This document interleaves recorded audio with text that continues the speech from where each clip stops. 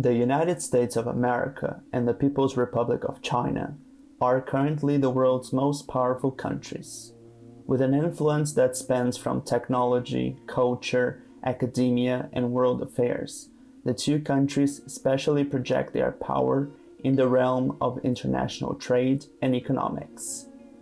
As a matter of example, in 2021, the US nominal GDP was $23 trillion, while China's was $17.8 trillion. To a larger extent, their combined GDP represented 42.5% of the world's total GDP. The two superpowers, however, haven't always had close economic relations. It was only in the 1970s when President Richard Nixon, during the Cold War period, met with the Chinese counterpart Mao Zedong to end hostility between the two countries and, therefore, reaffirm diplomatic and economic relations between the United States and China.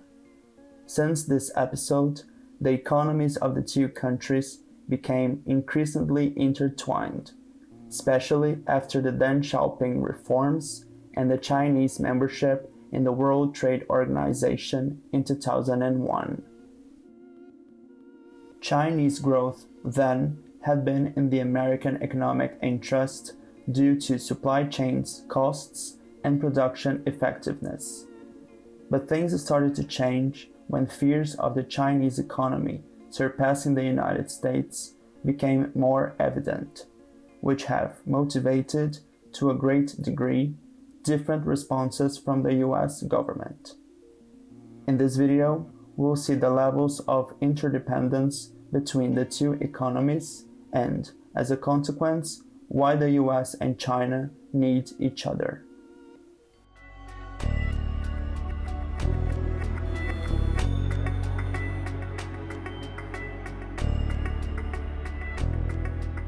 The different approach concerning the relations with China was consolidated after the election of Donald Trump in 2016, since the growing trade deficit between the US and the Asian country was a central argument in Trump's election rhetoric.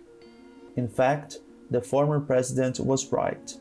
The trade deficit between the United States and China has been growing at least since 2010. With the aim of reverting this scenario, that is, to decrease the trade deficit, Trump imposed in 2018 trade tariffs in a range of Chinese exports products to the United States.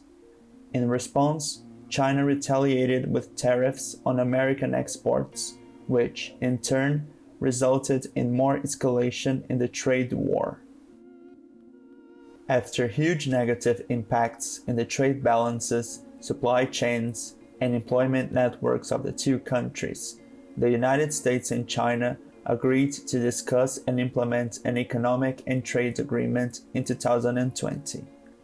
The Phase 1 agreement, as it has been known, includes clauses related to agriculture, financial services, technology transfer, and intellectual property, and, in exchange for setting common rules on these topics, the US and China would decrease the escalation of the trade war, that is, eliminating the tariffs once imposed on each other's exports. So far, the impacts of the trade war, as well as the need to implement a trade deal between the United States and China, could be seen as a symptom of how interdependent the two economies are, and, therefore, it's necessary to analyze in which areas this interdependence is most present. The United States and China have been major trade partners in both goods and services. In 2021 alone, the total trade relationship between the two countries exceeded $715 billion between trade in goods and services. Comparing this data with other years, the figures show a constant increase of the trade relations between the two superpowers. Besides, in 2021, after Canada and Mexico, China was the United States' third largest export market.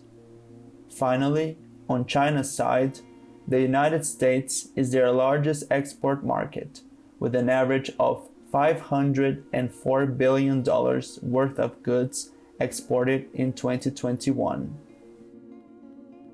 In addition to international trade data, the origins of supply chains inputs also show the heavy reliance that the United States and China have on each other's markets. Supply chains represent the bloodline of production effectiveness and competitiveness, since companies tend to pursue cost benefits and quality. According to recent estimates made by the OECD, in 2015, China was the United States' largest contributing country in terms of foreign inputs to local manufacturing, with the most dependent sectors including electronics and machinery. In China's case, the same database reveals that the United States was also positioned as the largest contributor of foreign inputs to the country's production, with services being the most demanded input. Employment statistics are also a good indicator to measure the interdependence between the American and Chinese economies. In 2019, according to the U.S. Department of Commerce, around 785,000 jobs in the United States were dependent on the trade relations with China, especially regarding the exports of goods and services. This number, however, has been greatly impacted by the increase of tariffs and barriers which took place in the trade war between the United States and China. To a larger extent, as a result of the trade war, an estimate of 245,000 jobs were lost in the United States, while in China the number was around 1.8 million. After seeing the areas which confirm the deep interdependence between the economies of the United States and China, it's possible to conclude that any decoupling strategy would be a great challenge for the two countries and for the wider global economy.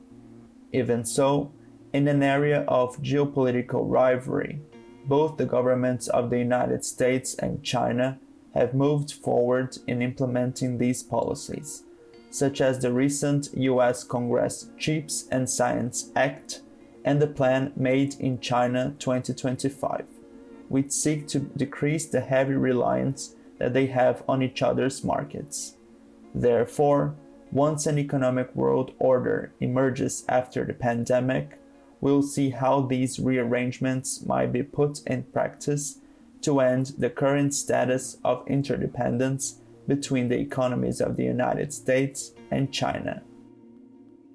And what do you think of the interdependence between the American and Chinese economies? Let your opinion in the comments below and I'll be glad to read your feedback. If you have enjoyed the video, please consider clicking the like and subscribe buttons. Big thanks!